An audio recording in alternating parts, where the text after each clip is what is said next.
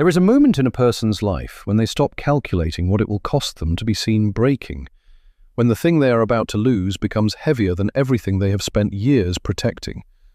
A grown man with a title, with a seat at the front of the synagogue, with neighbors who greet him by name on the street, pushes through a crowd on the shore of the Sea of Galilee and drops to the dirt at the feet of a traveling rabbi, in front of everyone. The dust sticks to his robe, his forehead touches sand that smells of fish and wet rope, and he does not care. Because his 12-year-old daughter is dying in a house 3 streets away, and reputation is a thing you only guard while you still have something left to lose. His name is Jairus, and what happens to him in the next hour is the story of every person who has ever called out to God with everything they had left, and watched God stop for someone else. Stay with this, because 3 things are about to turn inside this account, and each one is for a different kind of pain. You will understand why Jesus stopped on the road before he reached the house, and what that stop was actually doing beneath what it looked like. You will see what happened in the minutes Jairus stood there waiting, watching another woman be healed while his own clock ran out. And you will hear the 2 words Jesus spoke to him at the cruelest possible moment. Words that sound gentle in English and land like a blade in Greek, and why those words are the hardest thing a person can hear, exactly when they cannot bear to hear anything at all. If you have been looking for this kind of honest, unhurried attention to these texts, this is where it lives. Subscribe now. The sun is low over the water. The boats have come in. Mark writes that a great crowd gathered around Jesus the moment he stepped off the boat, pressing in, shoulders against shoulders, the sound of too many voices in one place. Jairus does not wait for a private audience. He does not send a servant. He does not arrange a meeting after sundown when fewer eyes would be watching. He walks straight through the people he leads on the Sabbath, through the merchants he prays beside, through the fishermen who have always looked up to him, and he falls. The Greek verb Mark uses is piptai, not knelt, not bowed, fell, a body going down under weight. And the weight is a child, a daughter who 3 hours ago was still speaking, who now is not. He begs Jesus, parakale auton polla, begs him much, begs him many times, the word repeating in the original, like a man who cannot stop asking. Come, please come, lay your hands on her that she may be made well and live. And Jesus, without a word recorded, without a question, without asking what kind of faith this man has, or whether he has earned the visit, gets up and goes with him. The crowd follows. The road begins. And somewhere on that road, without warning, everything is about to stop. Before you go any further with him, you need to understand who this man actually was, because the word Mark uses for his office is doing more work than most translations show. The text calls him archisynagogos. In English it gets flattened to ruler of the synagogue, which sounds like a title on a plaque. In 1st century Capernaum, it meant something far more specific. The archisynagogos was elected by the community. He decided who read the Torah on the Sabbath, who gave the interpretation, who was welcome to speak, and who was kept silent. He kept the scrolls, he kept the schedule, he kept the peace. He was the human face of the law itself in a fishing town of maybe 1,500 people, where everyone knew everyone, and nothing stayed private for long.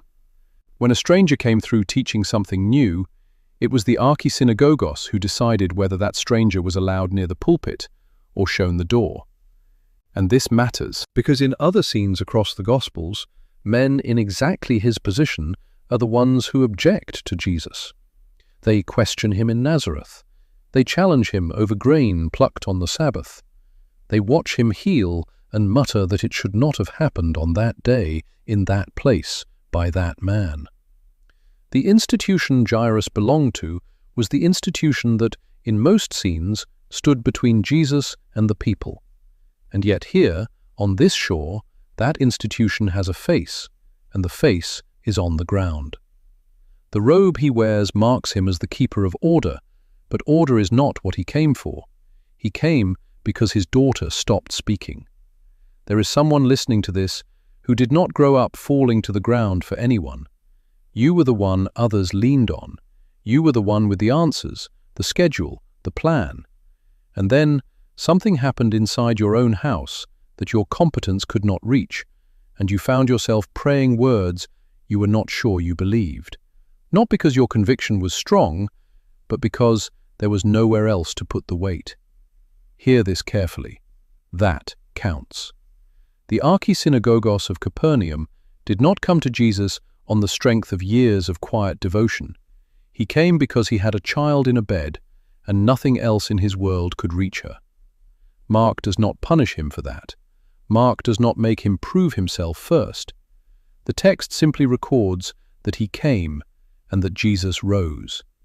Because sometimes the door into the practice of trust is not belief that has been built over decades. It is the moment when a man with a title discovers that his title cannot save what he loves, and kneels anyway. And what happens next is that Jesus begins to walk. Notice what is missing from the text at this moment. There is no sermon. There is no test.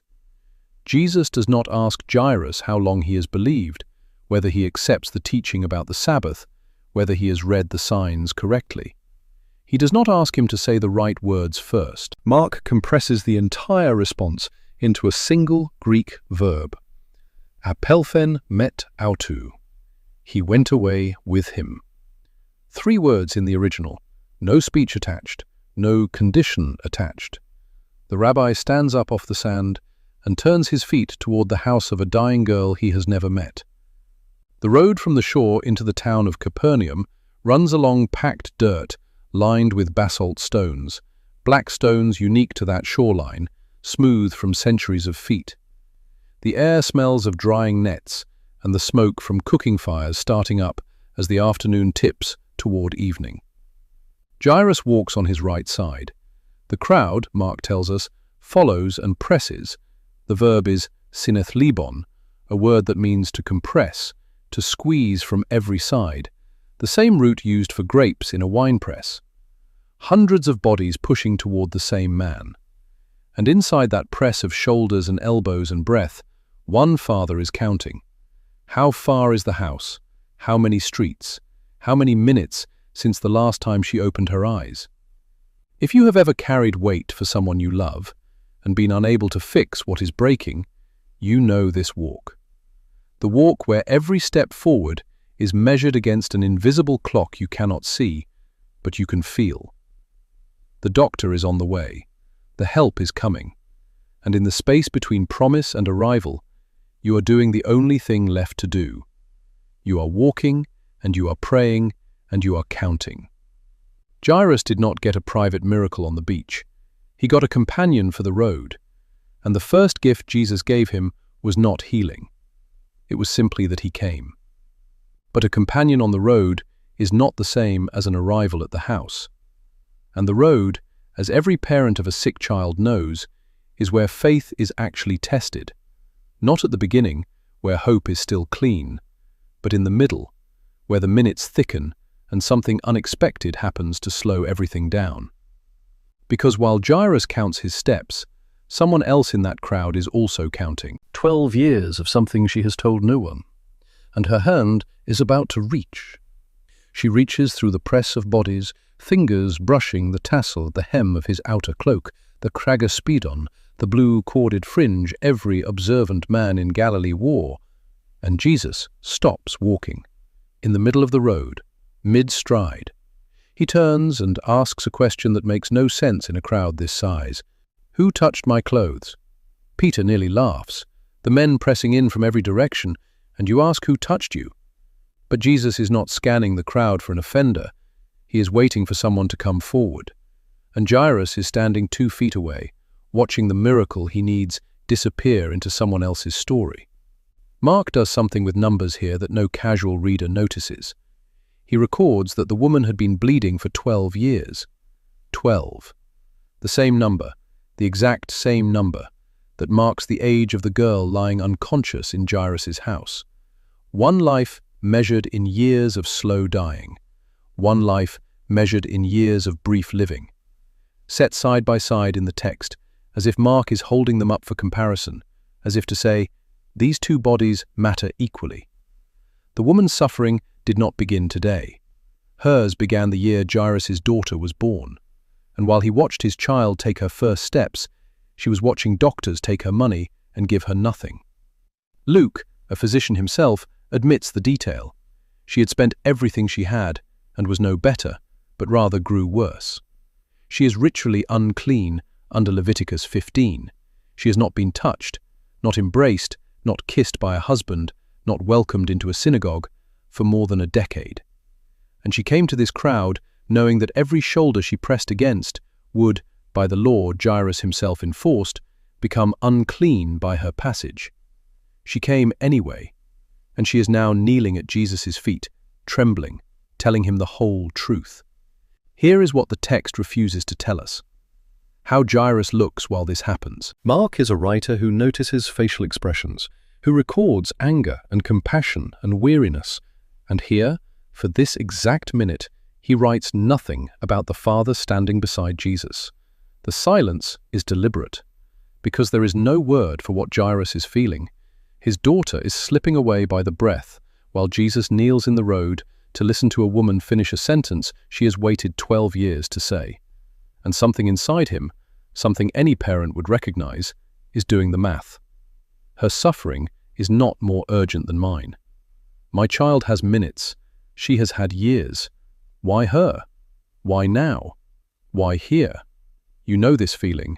You have watched someone else's prayer get answered in the same week. Yours went unmet. You have sat in the waiting room and heard the good news called out to another family while yours still had no word. And the thought came, the thought no one admits to out loud. What makes her more important than mine? It is the hardest thing to accept about God. He does not rank pain by urgency. He does not triage. The woman who has been bleeding for 12 years is not a detour from the real miracle. She is also the real miracle.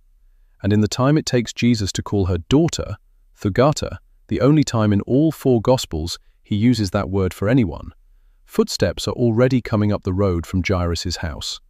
Men he recognizes, with faces he does not want to read. They come up the road while Jesus is still speaking to the woman. 3 or 4 men from the household. Mark does not give the number, only that they arrive from the house of the archisynagogus with a sentence already on their lips. They do not wait for Jesus to finish. They do not lower their voices. They walk directly to Jairus, and they deliver the news the way news like this has always been delivered in a small town. Fast and without ornament, because anything slower would be cruelty. Your daughter is dead. Why trouble the teacher any further? The verb they use is apethanen, aorist tense, a completed action, sealed shut. Not she is dying, not she is fading, she died. The grammar itself closes the door. In Greek, the aorist is the tense of the finished thing. The arrow has landed, the cup is broken, the breath has left. There is no room inside that verb for a second opinion. And then they add the kindness that is not a kindness. Meketi skile ton didaskalon. Do not trouble the teacher any more. The verb skilo in classical Greek carried a brutal image, to flay, to skin, to harass, to exhaustion. By the 1st century it had softened to mean to bother, to weary. But the old weight was still there underneath. Do not exhaust him further. Do not drag this rabbi on a walk that has no purpose now.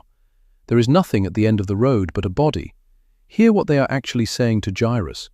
You came out here on a hope, and the hope is over. Be a reasonable man. You are the archis-synagogos. You have duties. There are preparations to make. The body to be washed before sundown, the mourners to be summoned, the grave clothes, the neighbors, the prayers. Come home. Stop troubling a stranger with a miracle that is no longer possible. And here is the thing. They are not cruel men. They are not wrong. By every measure human beings know how to take, they are telling him the truth. You have been there. You know this voice. It does not come as a scream. It comes as reason, dressed in the clothes of someone who loves you. It is too late now. It is not going to change. Be practical. Protect what is left. Come home. The voice that tells you to stop calling because the phone on the other end has been silent for years. The voice that says the bed in the next room is already empty, even while you are still keeping vigil by it. the voice that whispers, in the hour when belief would cost you something, that no one is coming. And the voice is not lying, exactly. By every rule anyone has ever shown you for how the world works, the voice is right. This is the moment Mark has been building toward for 4 paragraphs. Jairus has watched his companion stop. He has watched his companion heal another woman while his own clock ran out. And now, standing in the road with dust on his robe and the words, "She is dead," sitting in his ears, he hears, not from the messengers, but from behind him, a different voice. Jesus has been listening. Mark uses the word parakousos, a rare verb that can mean overhearing or refusing to hear. Both meanings live inside it at once. Jesus overhears what is not meant for him, and Jesus refuses to hear it as final. He turns, not to the messengers, to the Father. And whatever he is about to say, he is about to say it into the exact silence where the word dead is still hanging in the air. 4 words. That is all Jesus gives him. In Greek, me phobou, monon pistou. In English, the translators render it, do not be afraid, only believe. And it sounds almost pastoral, almost gentle, the kind of line a chaplain might say to someone in a hospital corridor. But the grammar underneath is not gentle. It is surgical. Me phobou is a present imperative with a negative particle, the construction Greek uses to command the stopping of an action already in progress. Not, do not begin to be afraid. Jairus is already afraid. The command is, stop. Stop the fear that is already inside you. Stop it now, in this second, with your daughter dead 3 streets away and the men who told you so still standing in front of you. Then, monon, only, nothing else. No other instruction, no other comfort, no other thing to hold. Jesus does not hand him a plan, does not say what will happen at the house, does not promise a resurrection, does not mention her by name, does not tell him she will sit up and ask for bread. He gives him 1 word of negation and 1 word of direction, and between them a word that strips away every other option. Monon, only this. And then the verb, pistou, present active imperative, keep believing, continue trusting. The tense matters more here than anywhere else in the sentence because Greek had a perfectly good way of saying, believe once and be done with it, the aorist imperative, the same tense the messengers just used when they said, she died. Jesus refuses that tense. He chooses the form that means continuing action, unfinished action, action that must be renewed with every step. Keep on trusting, in this next breath, and the one after, and the one after that. This is the center of the whole scene. Read it slowly. Jesus does not ask Jairus to feel confident. He does not ask him to stop grieving, or to push the bad news out of his head, or to summon some inner certainty that everything will turn out fine. He asks him to keep walking. That is what the verb does. It binds belief to the next step. Not to a result, not to an outcome the eye can see. The practice of trust Jesus names here is simply this, the refusal to turn around. The decision to stay next to him when every fact in your hand is telling you the road has ended. There is someone hearing this who has been told, in so many words, to be reasonable, to stop hoping, to accept what the evidence says. The diagnosis is what it is. The marriage is what it is. The child has made the choices the child has made. And inside you there is a smaller voice that keeps asking if it is allowed to keep trusting anyway. Not because you are naive, but because something in you refuses to file the case closed. That voice is not weakness. That voice is exactly what Jesus is asking Jairus for. Notice what Mark does not record. No answer from Jairus, no promise, no declaration. The text does not say he believed. The text says Jesus keeps walking, and Jairus keeps walking beside him. That is the whole response, a body that did not turn around. And at the end of the street, a door. The door is open before they reach it. You can hear the house from the street. The sound of mourning in first-century Galilee was not private, it was a profession. Families hired threnudoi, the professional wailers, within the first hour of a death. Flute players, women paid to tear their garments, voices trained to carry grief loud enough for the whole neighborhood to know. Even the poorest household was expected to supply at least 2 flutes and 1 wailing woman. In the house of the Archysynagogos, there would have been many more. Jesus steps through the doorway, and the noise hits him. The shriek of reed pipes, the rhythmic beating of breasts, the wail that rises and falls in waves, because that is how grief is performed when grief is a trade. He does not let it continue. He looks at them and says one sentence that makes no sense to anyone in the room. The child is not dead but sleeping. And the wailers stop wailing and laugh at him. Mark uses the verb kategalon. They laughed down at him, the prefix meaning scorn, the tense meaning they kept laughing, kept mocking, did not stop. The same mouths that were paid to weep were now paid nothing to ridicule. He puts them all outside, takes only 5 people into the inner room, the father, the mother, Peter, James, and John. The door closes. The noise stays behind it. And in the sudden quiet, Jesus walks to the bed where a 12-year-old girl is lying, takes her cold hand in his, and speaks 2 words. Not in Greek. Not in the language of the crowd, or the scroll, or the synagogue. In Aramaic. The language she heard her mother sing in the kitchen. The language her father used when he called her to supper. Talitha kumi. Here is what the English translations almost universally miss. Mark, writing for a Greek-speaking audience who had no reason to know Aramaic, deliberately keeps the original words on the page. He is the only evangelist who does this. And the word Talitha is not a formal noun. It is not girl or young woman in any technical sense. It is the Aramaic diminutive of the word for lamb, a pet name. The sound a parent makes bending over a cradle. Little lamb, my little one. Sweetheart, get up. This is not a command hurled at a corpse. It is the voice a father uses to wake a child who has slept too long. And that is exactly the point. Jesus does not speak to her as a dead body he is about to override. He speaks to her as the person she is, as if she has only been sleeping, as he told the mockers outside. The word comes before the miracle.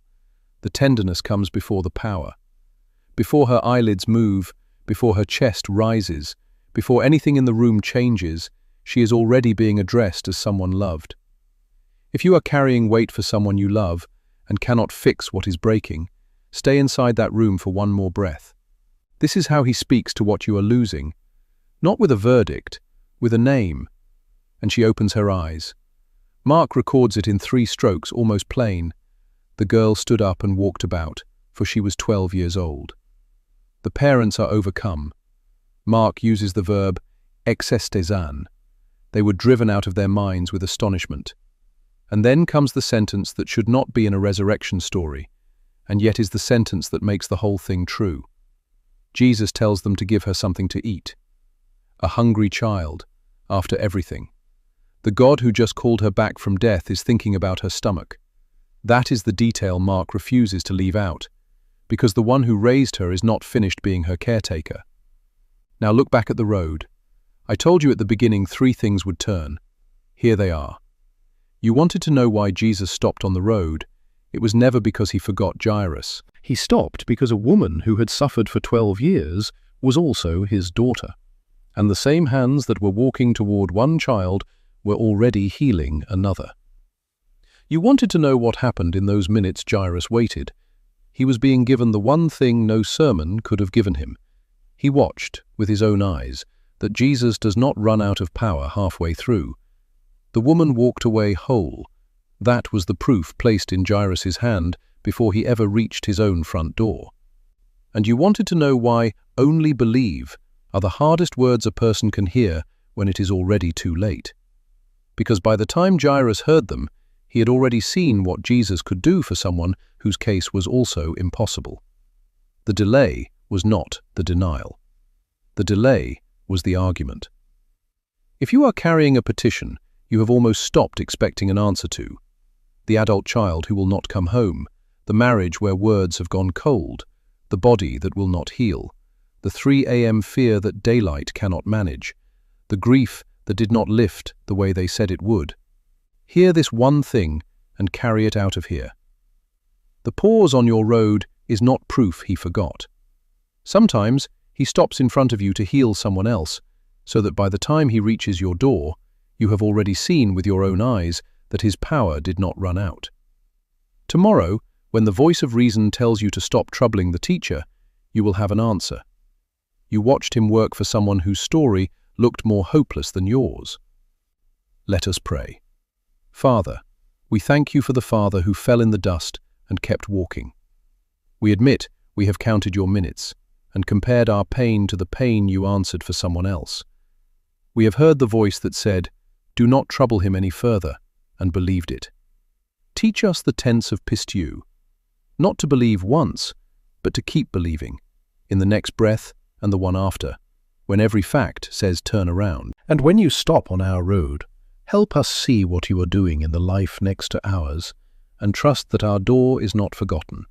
Talitha, speak our names the way you spoke hers. Amen. If this reached you, write Talitha in the comments, and tell me which moment stopped you, the messengers saying, "Do not trouble the teacher," the two words in Greek that are not gentle at all, or the hand taking hers before she opened her eyes. Next, we go to a man in a tree, rich, hated, small enough to climb, and Jesus invites himself to dinner before Zacchaeus says one word. Why him? Why that house? Why before the repentance, not after? Do not miss it.